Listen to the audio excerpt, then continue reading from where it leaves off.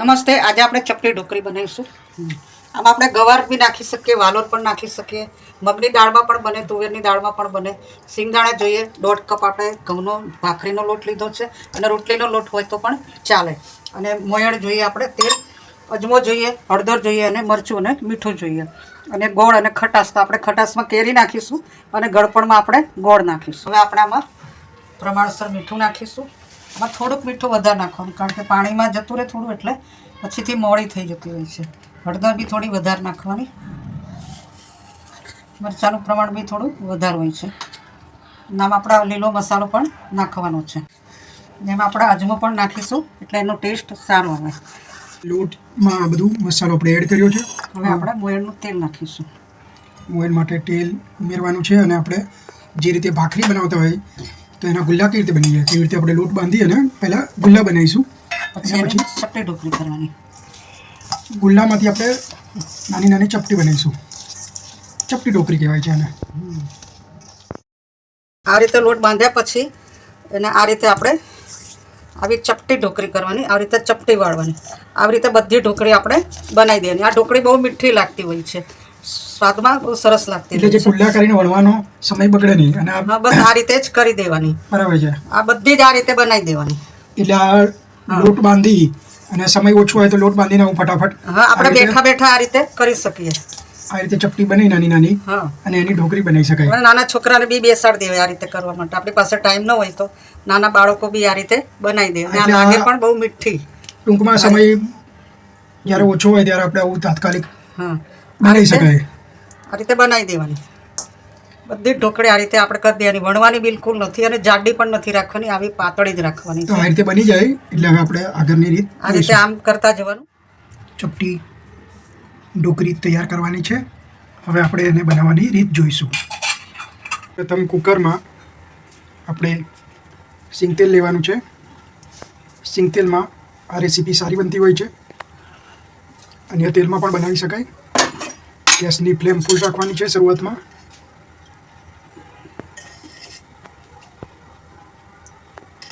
તેલ ગરમ થાય એટલે આપણે એમાં રાઈ અને લાલ મરચું ઉમેરીશું. આવું આખું લાલ મરચું એડ કરવાનું છે.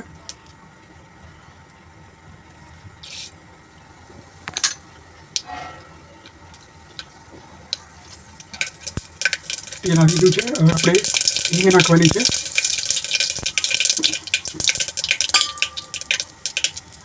પછી ગવાર નાખીશું.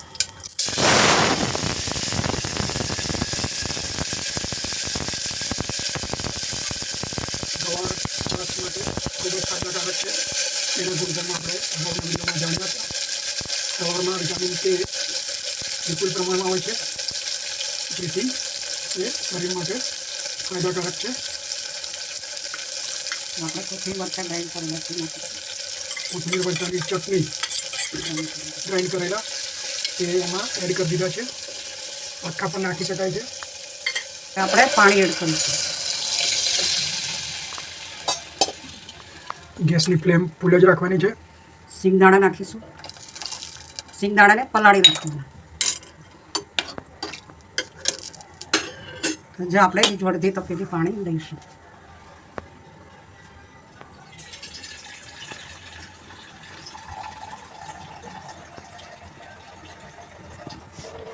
પાણી જેવું ગરમ થવા લાગશે એવું આપણે એમાં ચપટી ઢોકળી એડ કરવા રાખીશું.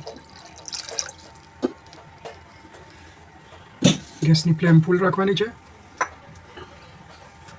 મીઠું નાખીશું, હળદર નાખીશું, સ્વાદ અનુસાર મીઠું અને હળદર ઉમેરી છે.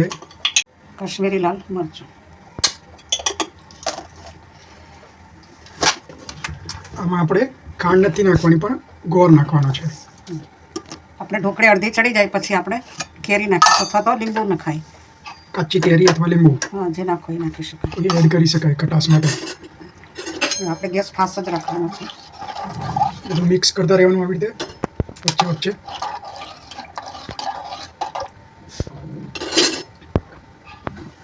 કુકરમાં બનાવી એવું તપેલીમાં બનાવી શકાય. હા, તપેલીમાં પણ બનાવાય. સીટી બોલાવી તો કુકરમાં સીટી પણ બોલાવાય, એમને પણ બનાવાય.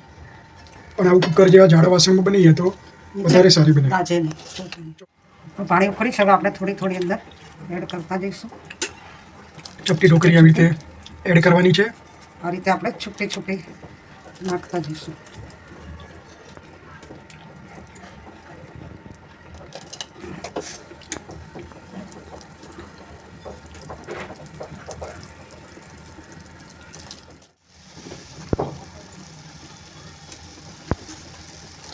તો આવી રીતે ઉકળવા દેવાની છે બરાબર.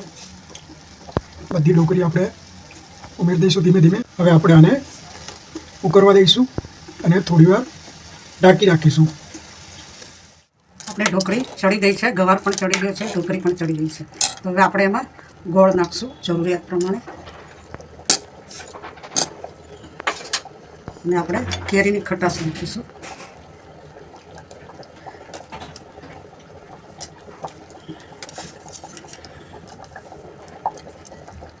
અને આપણે થોડીક વાર ઉકળવા દઈશું.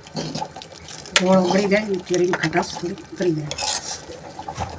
આમાં આપણે થોડી કોથમીર પછીથી કોથમીર નાખીશું. પાછળથી એડ કરીશું. અને આમાં આપણે ઘી નાખીશું. એનું કારણ એ છે કે આપણે રાત્રે જમીએ તો આનાથી આપણને ગેસ ના થાય, એના માટે આપણે થોડું એમાં ઘી નાખીશું. ઘી ઉમેરવાનું છે. હવે આપણે ઉકળવા દઈશું અને પછી બની જાય એટલે આપણે સર્વ કરીશું. આપણી ચપટી ઢોકળી તૈયાર છે.